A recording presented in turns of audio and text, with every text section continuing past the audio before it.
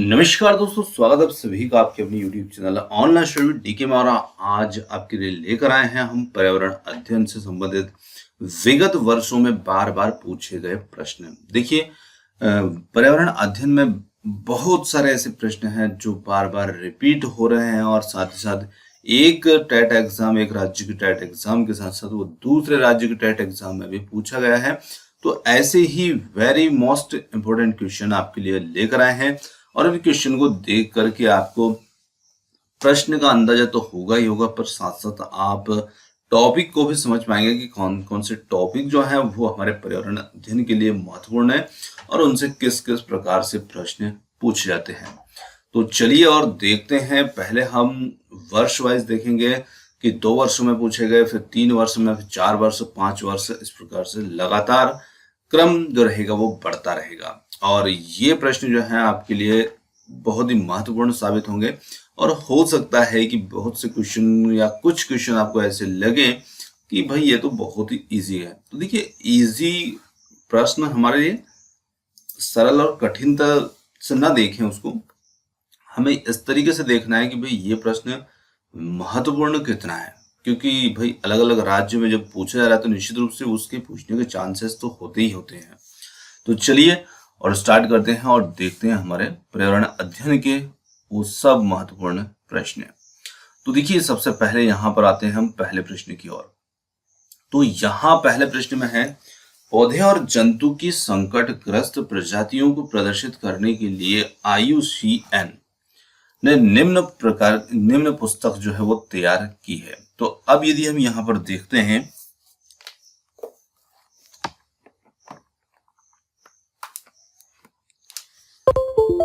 तो देखिए, यहां पर आपके लिए एक टॉपिक आ रहा है IUCN।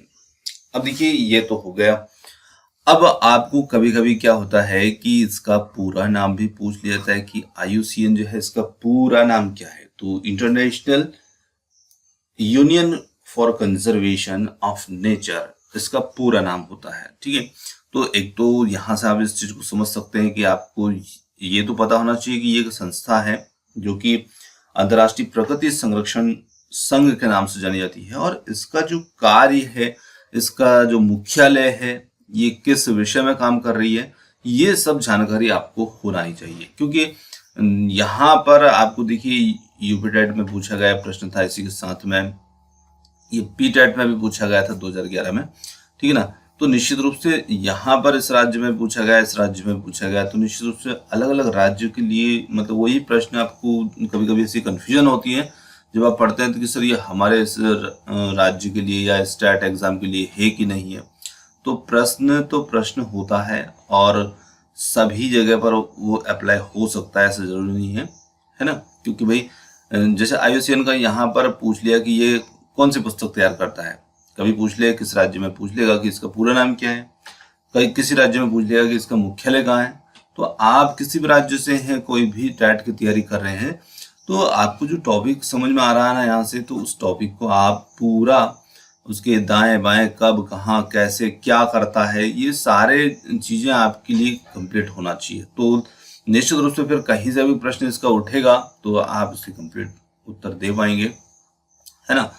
तो यहाँ पर हम बात करते हैं इसके उत्तर की, पहले प्रश्न के। तो इसका जो उत्तर है, देखिए, ये जो पुस्तक तैयार करता है ना, रेड डाटा बुक तैयार करता है। और रेड डाटा बुक किसके लिए होती है? संकटग्रस्त प्रजातियों को प्रदर्शित करने के लिए। तो देखिए, अब कभी कभी रेड डाटा बुक से प्रश्न बन जाता है कि भाई रेड डाटा बुक में कौन सी प्रजातियों को दर्शाया जाता है। तो ये क्वेश्चन अब देखा ही है आपने हमेशा, है ना। तो संकटग्रस्त प्रजातियों को प्रदर्शित करने के लिए, तो यहाँ पर ऑप्शन जो बी होगा हमारा यहाँ पर उत्तर हो जाएगा।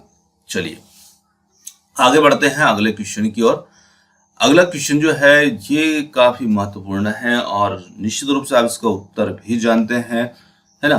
तो यहाँ पर चिपको आंदोलन जो था ना, किस राज्य से संबंधित है। अब चिपको आंदोलन को आपने बहुत सारी कई जगह पर, जो भी कोई एग्जाम आपने दी होगी पहले भी, निश्चित रूप से इसके बारे में पढ़ा होगा और उत्तर भी आपने सही दिया होगा।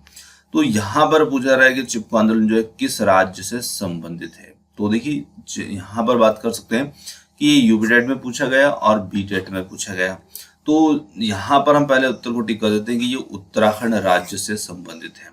अब देखिए जरूरी नहीं कि उत्तराखंड राज्य से संबंधित है, क्योंकि शुरुआत वहां से हुई, तो निश्चित रूप से ये भारत में फैला था। तो एक राज्य से होते हुए दूसरे राज्य में पहुंचा, तीसरे राज्य में पहुंचा, इस प्रकार से जगह जगह पर पूछा।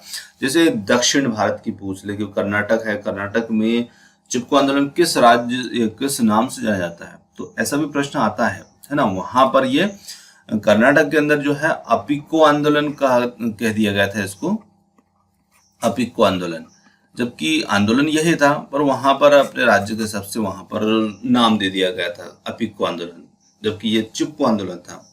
ठीक है ना। तो ऐसे आपके लिए ये चीज महत्वपूर्ण हो जाती है कि यहाँ कहाँ से प्रारंभ हुआ, किसने शुरुआत की, कौन प्रणेता है, कौन नेतृत्व करता है, ये सारी चीजें आपको इसमें पता होना चाहिए। अब देखिए चिपको आंदोलन सुंदरलाल बहुगुणा से भी संबंधित है, गोरा देवी से भी संबंधित है, चंडी प्रसाद भट्ट से भी संबंधित है। तो अब हम थोड़ा सा कंफ्यूज होते हैं कि भाई आखिर किसने नेतृत्व या कौन इसके संस्थापक हैं, कौन इसके नेतृत्व करता है, कौन प्रणेता है। तो सब थोड़ी चीजें आप गहराई से उनको समझें कि कहाँ से शुरू हुआ, कहाँ वहां से किस राज्य में फैला, वहां उस राज्य में कोई और नया नाम तो नहीं दिया गया इसको, और कौन कौन व्यक्ति फिर अलग अलग राज्य से इसमें जुड़ते गए, है ना। तो ये सब चीजें आपको इसमें थोड़ा सा ले करके चलना है। तो यहाँ पर यदि हम बात करते हैं तो ये चिपको आंदोलन जो था ये उत्तराखंड राज्य से शुरू हुआ था, और उत्तराखंड राज्य में एक चामोली जिला है, चामोली जिले से 1973 में इसकी शुरुआत हुई थी, और धीरे धीरे ये भारत के अंदर फैला था, एक राज्य से दूसरे राज्य में। चलिए आगे बढ़ते हैं, अगले क्वेश्चन की ओर चलते हैं। अगला क्वेश्चन है यहाँ पर काजीरंगा राष्ट्रीय उद्यान जो है ये प्रसिद्ध है। तो देखिए काजीरंगा राष्ट्रीय उद्यान प्रसिद्ध है, तो यूपी टेट और यूके टेट में पूछा गया प्रश्न है। तो देखिए एक राज्य से ही संबंधित नहीं है, मतलब जो टेट एग्जाम आपकी है प्रश्न सिर्फ एक टेट एग्जाम से संबंधित नहीं है भाई, वही प्रश्न दूसरे टेट में भी पूछा जाता है। तो यहाँ पर काजीरंगा की बात करें तो ये प्रसिद्ध क्यों है, पहले तो ये चीज है प्रश्न में हमारी, एक सींग वाले गैंडे के लिए। तो यहाँ पर एक सींग वाला गैंडा हमारा उत्तर हो गया। अब बात करते हैं कि ये कौन से राज्य में स्थित है। दूसरा प्रश्न इस प्रकार से बन जाता है, इसकी स्थापना कब हुई, है ना। तो ये सारी चीजें हमें लेकर के चलना होती है, और उसी प्रकार लेकर के चलेंगे तो निश्चित रूप से हमारा लिए टॉपिक को याद करना बहुत आसान होगा। तो यदि बात करते हैं तो ये असम राज्य में स्थित है, और जो इसकी स्थापना की यदि हम बात करते हैं तो इसकी स्थापना जो थी ये 1974 में स्थापना इसकी हुई थी। ठीक है ना। तो इस प्रकार से आपको थोड़ा सा सन, स्थापना, राज्य और कौन कौन से जीवों के लिए है वो, ये सब चीजें। चलिए आगे बढ़ते हैं अगले क्वेश्चन की ओर। अगला क्वेश्चन हमारा है सामाजिक वानिकी के उद्देश्य है। तो सामाजिक वानिकी का उद्देश्य क्या होगा। तो देखिए सामाजिक वानिकी नाम से स्पष्ट हो रहा है कि ये वनों के संरक्षण, वनों को लगाना, उनका प्रबंधन करना, ये सारी चीजें हमें क्वेश्चन में देखने को मिल रही है। तो निश्चित रूप से आपकी वन पर्यावरण का चैप्टर है, पर्यावरण के प्रश्न है, तो निश्चित रूप से वन के बारे में तो पूछा ही जाना है। तो देख सकते हैं आप यूपी टेट में और यूके टेट में 14 में और 15 में इधर पूछ लिया। तो यहाँ पर हम कह सकते हैं कि इस प्रश्न का हमारा जो उत्तर होगा वो होगा पहला वाला, पर्यावरण, पर्यावरणीय, सामाजिक और ग्रामीण विकास के मदद के उद्देश्यों से वनों का प्रबंध करना। चलिए आगे बढ़ते हैं अगले प्रश्न की ओर। चिपको आंदोलन के जनक गोरा देवी द्वारा चिपको आंदोलन किस गांव से प्रारंभ हुआ। अब देखिए वो चिपको आंदोलन हम पहले भी देख चुके हैं। अब यहाँ पर आप देख सकते हैं यूपी टेट में फिर 15 में पूछा गया, यूके टेट में फिर 14 में पूछ लिया। अब यहाँ पर एक चीज आपको मिल रही है, चिपको आंदोलन के जनक गोरा देवी। ठीक है ना। तो जनक आपको यहाँ पता चल रहा है के द्वारा आंदोलन जो था किस गांव से प्रारंभ हुआ, कि कौन सा गांव, कौन सा जिला, कौन सा राज्य, ये सब चीजें लेकर चलना है। तो रैनी गांव, मानमती या थिरपाक या हाट गांव। तो रैनी गांव जो है ये इनसे संबंधित है, यहाँ से ये प्रारंभ हुआ था। तो यहाँ पर ऑप्शन जो ए होगा हमारा उत्तर बन जाएगा। फिर आपको राज्य ध्यान रखना है ना। तो निश्चित रूप से आपको अभी मैंने बताया था कि उत्तराखंड के चामोली जिले से ये हुआ था और जिले में रैनी गांव था। तो देखिए गांव तक पहुंच गए, जिले तक पहुंच गए, राज्य तक, इस प्रकार से प्रश्न चेंज हो जाते हैं। चलिए आगे बढ़ते हैं अगले क्वेश्चन की ओर।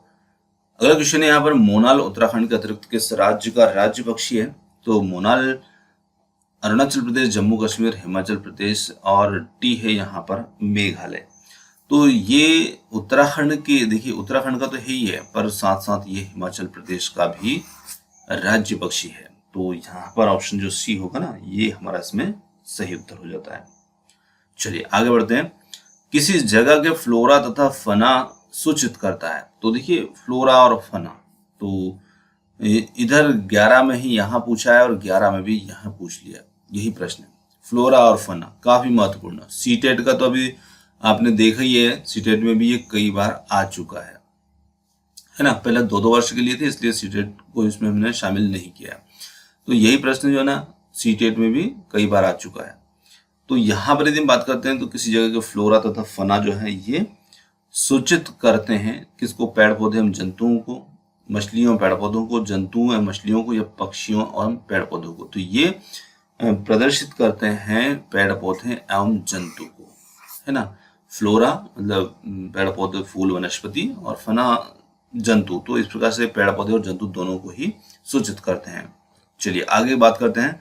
भारत का राष्ट्रीय पशु, बहुत सिंपल प्रश्न है, बहुत सामान्य सा प्रश्न है, पर पूछा गया। देखिए रीट में पूछ लिया और यूपीटेट में पूछ लिया, है ना। सिंपल से समझ करके हम उन चीजों को माइंड नहीं करते, पर पूछ ली जाती है। तो यहाँ पर हाथी, बाघ, शेर, मोर।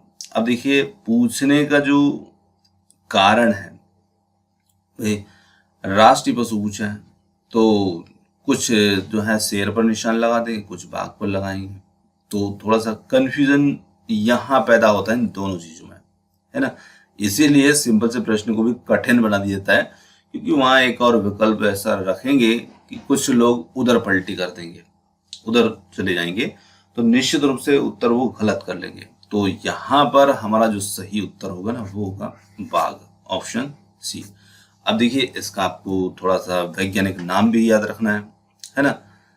चलिए आगे बात करते हैं। रात में जागने वाले जानवर हर चीज को कैसी देखते हैं? अब रात में जागने वाले जानवर जो है हर चीज को कैसी देखते हैं? केवल लाल रंग में देख सकते हैं, हरे रंग में, केवल काली सफेद देखते हैं, या केवल हरे रंग में देख सकते हैं? तो ये सीटेट 16 में, सॉरी हाँ, सीटेट 16, 14 और 13, देखिए 3 बार रिपीट हुआ प्रश्न है ना। और 16 तक लिखे हैं, उसके आगे भी ये रिपीट हुआ है। तो यहाँ पर हम कह सकते हैं कि जो रात में जागने वाले जानवर जो होते हैं वो हर चीज को कैसा देखते हैं? तो निश्चित रूप से वो जो जानवर होते हैं ये देखते हैं केवल काली और सफेद, मतलब ब्लैक एंड व्हाइट देख सकते हैं। अब ऐसा क्यों देखते हैं? तो भाई उनकी आंखों की जो बनावट होती है ना, उसमें हमारी आंखों में और उनकी आंखों में थोड़ा सा चेंज होता है। शंकु और शलाका कोशिकाएं होती हैं जो इन चीजों को, कलर को नियंत्रित करती है, और ये चीजें इनके अंदर होती नहीं है ना। एक प्रकार की कोशिकाएं होती हैं उनके अंदर, और हमारे अंदर दोनों प्रकार की होती है, शंकु भी और शलाका भी। तो इसी वजह से थोड़ा सा इनका नेचर ऐसा हो जाता है कि जैसे ये चीजों को केवल काली और सफेद ही देख पाते हैं, है ना। अब इसमें रात्रि में जागने वाले जानवर जैसे उल्लू हुआ, है ना, तो ये चीजें थोड़ी आसपास की भी आप इसमें याद रखिएगा। चलिए आगे बढ़ते हैं अगले क्वेश्चन की ओर। अगला क्वेश्चन है, निफेंथिस एक ऐसा पौधा है जो मेंढकों, कीड़े मकोड़ों, चूहे जैसे जीवों को अपने अंदर फांस कर खा जाता है। सीटेट 16, सीटेट 12 में पूछा गया प्रश्न है। अब यहाँ पर ये हमारे देश में ये पौधा पाया जाता है कहाँ पर? असम में, उड़ीसा, मेघालय, अरुणाचल प्रदेश, कहाँ पर? तो यहाँ पर राज्य पूछ लिया, तो ये मेघालय राज्य में ये पाया जाता है। अब क्यों पाया जाता है? तो मतलब सॉरी, क्यों खा जाता है कीड़ों को? तो ये नाइट्रोजन की अपनी पूर्ति करने के लिए कीड़े मकोड़ों को खा जाता है, क्योंकि ये दलदली क्षेत्र में पाया जाता है और वहाँ की जो भूमि होती है ना, उसमें नाइट्रोजन का अभाव होता है, इस वजह से ऐसा करता है। आगे बढ़ते हैं अगले क्वेश्चन की और। निम्न में से सत्य कथन को चुनना है हमें। यहाँ पर सीटेट 15 में, 16 में, 14 में 3 बार यही प्रश्न रिपीट हुआ है। देखिए हाथी गंदे पानी में खेलना पसंद करते हैं क्योंकि इससे इनके शरीर को ठंडक मिलती है। इसी के साथ साथ अधिकांश हाथी दिन में लगभग 10 घंटे आराम करते हैं। आराम करना और सोना पसंद करते हैं। 3 महीने के हाथी के बच्चे का वजन लगभग 200 किलोग्राम होता है और अधिकांश बड़े हाथी एक दिन में लगभग 100 किलोग्राम पत्ती या झाड़ियां खा लेते हैं। अब यहाँ पर हमें इसमें क्या करना है कि कूट के अनुसार इसमें उत्तर का चयन करना है। तो कूट के अनुसार हम इसमें उत्तर का चयन करते हैं। तो पहले हम उत्तर का चयन कर देते हैं, फिर आपको वापस से कथन की ओर लेकर चलते हैं, पहला, तीसरा और चौथा। तो यहाँ पर पहला हो गया, तीसरा हो गया और चौथा हो गया, ठीक है ना। तो ये हमारे इसमें उत्तर बन जाएंगे। चलिए आगे बात करते हैं। इनकी 1859 की पुस्तक on the origin of species में इनके प्राकृतिक चयन संबंधित शोध का विवरण है और यह अद्भुत जीव विज्ञान में मील का पत्थर साबित हुआ। और इस पुस्तक के रचयिता कौन है? तो देखिए यूपिटेड में 15 में है ना, 17, 14 इस प्रकार से आप देख सकते हैं। हालांकि ये यहाँ पर 15 अक्टूबर लिखा है ना, तो 17 में और इधर 14 में पूछा गया प्रश्न है। तो आपको यहाँ से एक चीज मिल रही है, द पुस्तक ये on the origin of species. तो ये किसने लिखी है, किन की पुस्तक है और किसके बारे में लिखी गई है? तो यहाँ पर जाति कैसे उत्पन्न हुई इसके बारे में ये पुस्तक लिखी गई है। तो यहाँ पर हम कह सकते हैं कि ये जो पुस्तक है ना, चार्ल्स डार्विन के द्वारा ये लिखी गई पुस्तक है। आगे बात करते हैं, गिर राष्ट्रीय पार्क जो है किस राज्य से संबंधित है या किस राज्य में स्थित है? तो गिर फॉरेस्ट जो है ना गुजरात में है और ये एशिया में एकमात्र सिंहों के लिए आवास स्थान है ना। तो यहाँ पर सिंहों का संरक्षण किया जाता है। तो ये यूपीटेट में पूछा गया है, इधर 16 और 17 दोनों वर्ष में लगातार पूछ लिया। चलिए आगे बात करते हैं।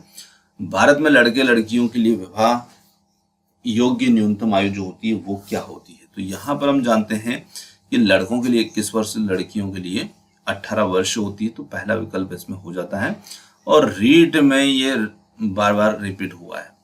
चलिए आगे बात करते हैं, विश्व ओजोन दिवस। ओजोन तो हर जगह पर महत्वपूर्ण है। तो यूपीटेट में 16 में, इसी के साथ में 13 में है ना, ओजोन विश्व पूछा है। विश्व ओजोन दिवस कब मनाता है? एक तो पर्यावरण दिवस और एक ओजोन दिवस, ये तो आपको कंप्लीट होना ही चाहिए। तो 16 सितंबर को ये मनाया जाता है। ऑप्शन जो बी होगा इसमें करेक्ट उत्तर होगा। अब देखिए ओजोन परत यहाँ पर आ रही है, तो निश्चित रूप से वो कौन सी परत में स्थित है ना, पृथ्वी से उसकी ऊंचाई कितनी है, ये सारी चीजें आपको पकड़ कर चलना है। ध्वनि और ध्वनि प्रदूषण मापा जाता है। तो ध्वनि प्रदूषण को हम जानते हैं कि इसे हम डेसिबल में मापते हैं। तो ऑप्शन जो सी होगा इसके लिए यहाँ पर बिल्कुल करेक्ट हो जाएगा। और 11, 16 और 11 रिपीट हुआ है। देखिए यूपीटेट और ये यूकेटेट है, ठीक है। तो यूपीटेट में फिर वही 11 में पूछा, वही 16 में पूछ लिया। चलिए आगे बढ़ते हैं अगले क्वेश्चन की ओर। सीएनजी का संक्षिप्त रूप है। तो सीएनजी जो कि कंप्रेस्ड नेचुरल गैस होती है, यहाँ पर इसका पूछा है कि ये किसका संक्षिप्त रूप है। देखिए रीट में पूछा गया है ना, और यूकेटेट में पूछा गया है। तो ये कंप्रेस्ड नेचुरल गैस होती है और ईंधन के रूप में हम इसका इस्तेमाल कर सकते हैं। मोटर गाड़ियों में यदि करते हैं तो पेट्रोल डीजल की तुलना में ये कम कार्बन उत्सर्जित करता है। चलिए आगे बात करते हैं डीडीटी। डीडीटी जो है एक प्रकार का कीटनाशक होता है और कीटनाशक होने के साथ साथ ये एक अनअपघटनीय भी होता है। मतलब ये आसानी से अपघटित होते ही नहीं है, आसानी से क्या होते ही नहीं, क्योंकि अनअपघटनीय प्रदूषक है। अब आपको इसका पूरा नाम याद रखना है कि ये डाइक्लोरो डाइफेनिल ट्राइक्लोरो एथेन होता है ना। चलिए आगे बात करते हैं चिपको आंदोलन के प्रणेता। देखिए चिपको आंदोलन पीछे नहीं छोड़ रहा है ना। 11 में सीटेट में, फिर यूपीटेट में 16 में, फिर पीटेट में 11 में। अब यहाँ पर प्रश्न देखिए चेंज है, प्रणेता कौन है? वहां गौरा देवी संबंधित थी, यहाँ पर सुंदरलाल बहुगुणा। अब मान लीजिए कि थोड़ा सा यहाँ पर गौरा देवी रख देते तो फिर थोड़ा सा कंफ्यूजन में पैदा हो सकता था, पर याद रखिए प्रणेता में सुंदरलाल बहुगुणा। नेतृत्व भी इन्होंने किया है ना, पर प्रारंभ वहां से हुआ था, गौरा देवी के गांव से। आगे बात करते हैं कांसे के बारे में सही कथन चुनिए। बहुत बार रिपीट हुआ प्रश्न, देखिए 18 में, फिर 12 में, फिर इसके बाद 15 में, फिर 13 में, इस प्रकार से 4 बार लगभग ये रिपीट हो चुका है कांसा। तो यहाँ पर कथन देखना है, कांसा लोहे चांदी भांति स्वर्ण की भांति तत्व है, तो पहला तो यहाँ पर गलत हो ही जाता है क्योंकि ये तत्व नहीं है। और कांसे को तांबा टीन से पिघलाकर तैयार किया जाता है, तो ये बिल्कुल सही है। कांसा का अन्य मजबूत होता है, इससे तोप मूर्ति बर्तन वगैरह बनाए जाते हैं, तो ये भी बिल्कुल सही है।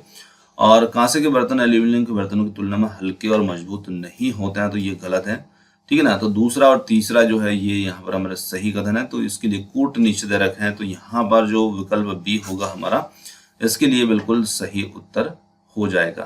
तो दूसरा और तीसरा। चलिए आगे बढ़ते हैं, अगले क्वेश्चन की ओर चलते हैं। अगला क्वेश्चन है यहाँ पर, मध्य प्रदेश में कौन सा शहर झीलों का शहर कहलाता है? भोपाल, उज्जैन, इंदौर या ग्वालियर? तो यहाँ पर प्रश्न मध्य प्रदेश से है, तो मध्य प्रदेश का ऐसा शहर जो झीलों का शहर कहलाता है, तो निश्चित रूप से यहाँ पर भोपाल जो है वो शहर है जहाँ पर बहुत सारी झीलें आपको देखने को मिलती है और सुंदर सुंदर झीलें देख सकते हैं आप यहाँ पर। चलिए आगे बात करते हैं। अब ये सीटेट में पूछा गया प्रश्न है। देखिए मध्य प्रदेश का प्रश्न है जरूर है, पर सीटेट में पूछा गया प्रश्न है ना। इधर यूपीटेट में भी पूछा गया प्रश्न है, तो हमें हर राज्य के बारे में पता निश्चित होना चाहिए। ऐसा नहीं कि भाई इस राज्य की टेट एग्जाम है तो सिर्फ यहीं का पूछा जाएगा। नॉलेज हमारा पूरे भारत के और विश्व स्तर की भी बातें हमें याद होना चाहिए। आगे बढ़ते हैं अगले क्वेश्चन की ओर। निम्न में से कौन सा कथन गलत है? गलत कथन का चयन करना है। UPTET 11, estate 14, estate 12। देखिए कैसे रिपीट हुआ, यही प्रश्न है। कुनेन जो कि मलेरिया की एक औषधि होती है, सिनकोना नामक पौधे से प्राप्त होती है, बिल्कुल सही है। चावल वनस्पतिक तेलों का एक अच्छा स्रोत है, ये गलत है। दालों में प्रोटीन प्रचुरता से पाया जाता है, ये सही है। हरी सब्जियां विटामिन और खनिजों के लवणों का अच्छा स्रोत होता है, ये भी बिल्कुल सही है। तो यहाँ पर हम कह सकते हैं कि जो ऑप्शन बी है ये गलत है और यही हमारा उत्तर होगा। चलिए आगे बात करते हैं। आगे हम बात करते हैं यहाँ पर अगले क्वेश्चन की, और अगला क्वेश्चन आता है यहाँ पर, भोपाल गैस आपदा के लिए कौन सी गैस जिम्मेदार है? तो यही प्रश्न भोपाल गैस कांड का 2013, 16, 18, एमपीटेट 11 अलग अलग सभी टेट एग्जाम में पूछा गया प्रश्न है। अब देखिए भोपाल गैस जो होती है ये कौन आपदा के लिए कौन सी गैस जिम्मेदार है? तो यहाँ पर गैस पूछा, मिथाइल आइसोसाइनाइड पहला ही विकल्प हमारा इसमें उत्तर हो जाता है। और यहाँ पर यदि हम देखते हैं तो ये भोपाल गैस कांड कब हुआ था, कितने लोग लगभग यहाँ पर मरे थे, तो ये सारी बातें इसमें पूछ ली जाती है ना।